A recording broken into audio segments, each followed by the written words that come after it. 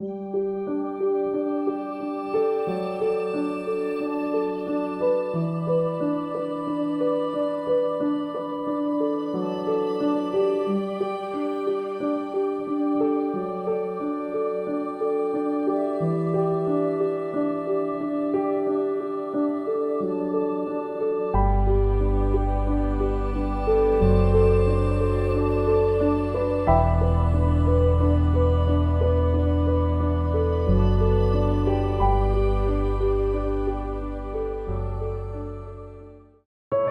chào các bạn, hôm nay chúng ta có một video rất đặc biệt bởi vì không chỉ là một mình Ruby mà có gia đình của mình ở đây. Hôm nay Ruby mang tới đây gia đình của mình để giới thiệu với các bạn. Đây là anh Sang, ông xã của Ruby. Anh Sang làm kiến trúc sư. Còn như các bạn đã thấy, đây là Christian. Xin lỗi.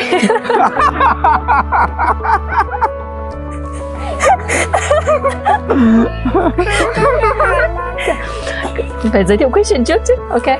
Còn đây là Christian 7 tuổi đúng không? Yeah, Christian say hello. Hello. Còn đây là Leo 3 tuổi rưỡi. Hai bạn thì vô cùng hiếu động, cho nên có lẽ là các bạn sẽ thấy hai bạn chạy ra chạy vào trong video này rất nhiều. Vì vậy xin đừng ngạc nhiên nhé. Các bạn thân mến, 6 tháng trước thì Ruby trở về Việt Nam công tác. Chuyến đi dự định ban đầu chỉ là 5 tuần nhưng cuối cùng kéo dài tới hơn nửa năm. Và sau rất nhiều nỗ lực, sau rất nhiều những thử thách thì Ruby đã đưa cả gia đình của mình về Việt Nam, đoàn tụ tại mảnh đất rất xinh đẹp này. Và ngay lúc này đây thì cả gia đình của Ruby vô cùng hạnh phúc và hào hứng để bắt đầu một chương mới trong cuộc đời của mình, để kiến tạo lên một chặng mới, để thiết kế ra một cuộc sống mới cho toàn bộ gia đình tại Việt Nam. So Christian, con có thích Việt Nam không? Do you like it here in Vietnam? We love it in Vietnam. Yeah. What do you like the most about Vietnam?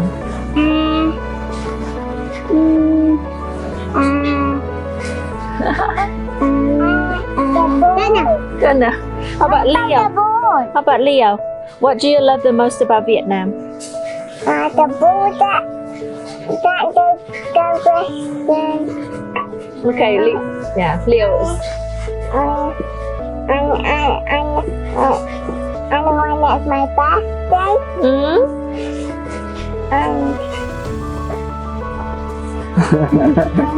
Leo just being Leo. And that's enough. You don't know. That's only two. Just only two. Leo nói là Leo thích Việt Nam bởi vì Leo sáng nay được tặng một trái bóng, cho nên là Leo rất là vui, có đúng không? Các bạn thân mến, Ruby cũng như cả gia đình của mình vẫn đang trong giai đoạn đầu để thích nghi, để làm quen với cuộc sống mới tại Việt Nam. Có rất nhiều điều mới mẻ với chúng tôi, đặc biệt là với hai cậu nhỏ này. Đây là lần đầu tiên các bạn sinh sống tại Việt Nam như thế này. Có rất nhiều những điều mới mẻ cho các bạn khám phá và làm quen và học cách để điều chỉnh bản thân mình sao cho phù hợp với cuộc sống ở đây. Và đặc biệt là với ông xã của Ruby, sau rất nhiều năm sống ở nước ngoài thì đây cũng là lần đầu tiên anh trở về để quyết định định cư trong một khoảng thời gian không ngắn tại đây. Honey, how do you find it here in Vietnam? Well, the first thing is being with the family. Obviously, is the most important thing, and you know that. And of course, Dalat is such a beautiful place to be in. The weather, the food, and the people, especially the people. You know, we find that the people here, they're just so friendly, so polite, and they're very kind and loving people. And definitely, it's a beautiful place. Okay. Susie, let's go. Okay, no more Susie. Come on. Oh. Okay, go over with mommy. Mommy, Okay, we're nearly done.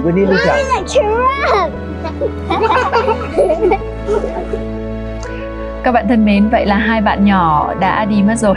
Chúng ta đã có bình yên trở lại và trời cũng đã ngừng mưa. Đúng là khí trời Đà Lạt đúng không ạ? Mưa nắng có thể đến chỉ trong chốc lát. Vừa nãy thì anh Sang đang chia sẻ về những cảm nhận của anh khi đặt chân về Việt Nam, đặc biệt là khi đặt chân về Đà Lạt sau rất nhiều năm xa cách. Và hai bạn nhỏ dĩ nhiên đã cắt ngang, cho nên là có lẽ các bạn đã chưa nghe được rõ anh Sang nói điều gì, đúng không nào? Anh có thể chia sẻ lại với mọi người những cảm nhận của anh khi về Việt Nam được không? Can you share with people how you find it here in Vietnam after such a long time being away? Well, yes. Let's start again. English. Yes. Don't try Vietnamese. It won't work. Well, we as a family, we all love Đà Lạt, Vietnam. Being here, it's so wonderful. Waking up in the morning, there's this mist that drifts by, and then gradually during the day, you get the sun, and then towards the evening, of course, you get the rain, and it's very attractive. It really is an attractive place. The people here, they are really amazing. They're very kind, very friendly, and I find them very honest people, and we love it here. Anh Sang vừa chia sẻ rằng anh rất là thích những cái nét riêng của Đà Lạt, ví dụ như sương mù, ví dụ như việc mưa nắng thất thường, và đặc biệt là những con người Đà Lạt. Và thực sự Ruby đồng cảm với điều này. Sự thân thiện, sự chân thành, sự dịu dàng trong tính cách của người Đà Lạt là một điểm vô cùng hấp dẫn, đúng không ạ? Yes. Vô cùng đáng quý ở đây. Và như các bạn đã thấy đấy, các bạn đã chứng kiến hai bạn nhỏ của Ruby, của anh Sang vô cùng hiếu động, và rất khó để có thể quay được một video nếu như có sự tham gia diễn xuất của hai diễn viên nhí đó. Thế cho nên là chúng ta đã phải điều động các bạn đi nơi khác. Và có thể như các bạn đã thấy, Ruby có một gia đình khá đặc biệt là ở điểm Ruby và ông xã của mình là cha mẹ toàn thời gian. Cha mẹ toàn thời gian có nghĩa là như thế nào? Hai con của Ruby, Christian và Leo thì đều được giáo dục tại nhà. Vâng, các cháu không đến trường, mà các bạn được giáo dục trong cuộc sống hàng ngày bằng cách quan sát lối sống, quan sát những gì diễn ra xung quanh các bạn. Các bạn học những chương trình khoa học, các bạn học những kiến thức từ tự nhiên, học trong những chuyến đi du lịch vòng quanh thế giới với cha mẹ. Các bạn trải nghiệm những nền văn hóa khác nhau, làm quen với những người bạn nói những thứ tiếng khác nhau. Thì đó là cách mà Ruby cũng như ông xã giáo dục cho con của mình. Có nhiều người thắc mắc với Ruby rằng như vậy liệu các con có thiệt thòi không khi không được đến trường, khi không có những người bạn cùng trang cùng lứa? Cá nhân Ruby thì không nhìn mọi thứ dưới góc độ của sự thiệt thòi, của sự đúng hay sai, mà đơn giản chỉ là sự phù hợp, tương thích với lựa chọn trong chính gia đình của mình mà thôi. Các con của Ruby được học rất nhiều những kỹ năng mới, ví dụ như các cháu được học cách làm chủ cảm xúc của mình, cách làm bạn với những cảm giác trong cơ thể. Các con được học cách theo đuổi ước mơ của riêng mình, học cách khám phá ra điều mình thực sự yêu thích, điều mình thực sự hứng thú là gì. What else do we teach our boys, honey? Would you like to share with our audience? Certainly for our family, good character is by far the most important thing. So character and honor and integrity is definitely something that we are very pro. Yeah, that's right. Yeah. Đúng như vậy đó các bạn ạ. Như Ruby đã chia sẻ, không có một sự lựa chọn đúng hay sai, chỉ là những gì phù hợp với chúng ta mà thôi. Và có lẽ một trong những điều tuyệt vời, một trong những điều đáng quý nhất của việc giáo dục các con tại nhà, đó là Ruby có cơ hội được cho các con quan sát và chứng kiến cách mình làm việc như thế nào. Ruby rất hạnh phúc khi các cháu được nhìn thấy cha mẹ của chúng sống hết mình vì đam mê của cha mẹ như thế nào, được cống hiến, được làm việc, được làm điều mình yêu thích, thậm chí được thức đêm, thức hôm để theo đuổi công việc của mình. Ruby muốn các con của mình được chứng kiến những điều đó, để các con hiểu được rằng sống với đam mê, sống với ước mơ là như thế nào, và để rồi chúng cũng có can đảm để làm điều đó cho chính mình. Thì đây có lẽ là một trong những điều Ruby cảm thấy đáng quý nhất của việc giáo dục các con tại nhà. Các con trở thành một phần trong công việc, trở thành một phần trong sự nghiệp của Ruby. Các con luôn luôn ở bên, luôn luôn quan sát cách mẹ làm việc. Các con thậm chí thường xuyên xuất hiện trong những livestream, trong những buổi họp của Ruby với tổ chức, với cộng sự của mình. Thì đây là một điều mà Ruby tin rằng rất khó có thể thay thế được. Và một phần nữa trong cuộc sống của Ruby, đó chính là ông xã là người bạn đời của mình. Ruby vô cùng biết ơn và có lẽ là một người rất may mắn khi có được sự ủng hộ, sự hỗ trợ tuyệt vời từ người bạn đời. Và có lẽ nếu như không vì sự có mặt, sự ủng hộ, sự động viên của anh thì Ruby rất có thể đã không làm những công việc mình đang làm, đã không có đúng rồi. Is that right? Yes, it is. And it really is a great honor as a husband and a father to serve my wife and my family. Thank you, honey. It's very sweet. Và rất nhiều người trong số các bạn đã thắc mắc với Ruby rằng làm thế nào để Ruby vừa có thể lo cho sự nghiệp của mình, có thể chăm sóc được một cộng đồng hàng chục, hàng trăm ngàn người, thường xuyên xuất hiện để trao giá trị, làm công việc mình yêu thích, mình đam mê mà vẫn có thể homeschool các con. Các bạn biết không, bí mật của Ruby đó chính là người ngồi bên cạnh. Ông xã của Ruby là người đảm nhận chính công việc giáo dục các con tại nhà.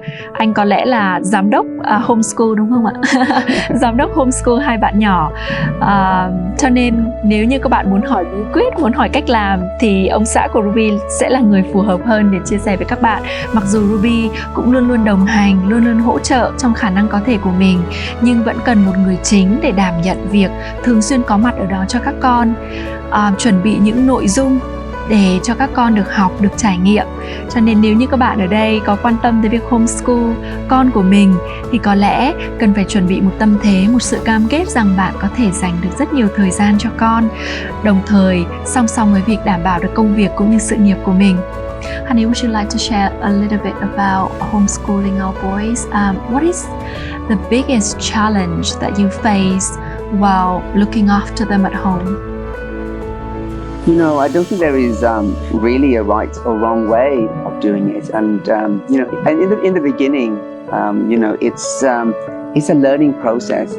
You know, for myself and you know for the boys. And so what we do is, as parents, we facilitate, we encourage them, inspire them, and you know, once they have a topic or a subject that they enjoy, then they just thrive on it, and then you know we then encourage them and help them to develop further and further. And obviously, you know, there are so many things to teach them and to learn, and we ourselves we learn with them, and I think that's the key as being parents, is that we learn and we grow with them, and I think that's the way forward. And you're so good at that. Thank you.